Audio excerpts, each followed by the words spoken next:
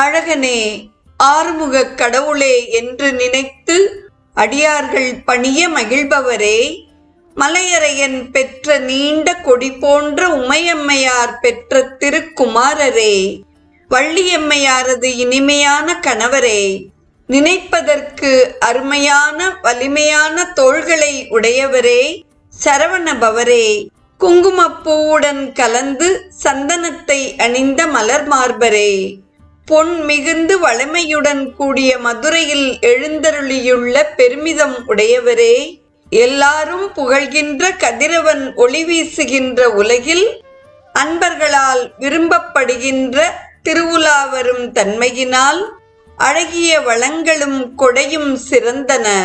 நிலவினால் இருள் நீங்கியது. மலைகளில் எங்கும் உலாவி நிறைந்ததும் உயர்வை தருவதுமாகிய அத்திருவடியை பாடி வளமையுடன் செந்தமிழால் துதிக்கவும் அன்பர்கள் மகிழவும் அருள் புரிவீர் என்பதாக பொழிப்பு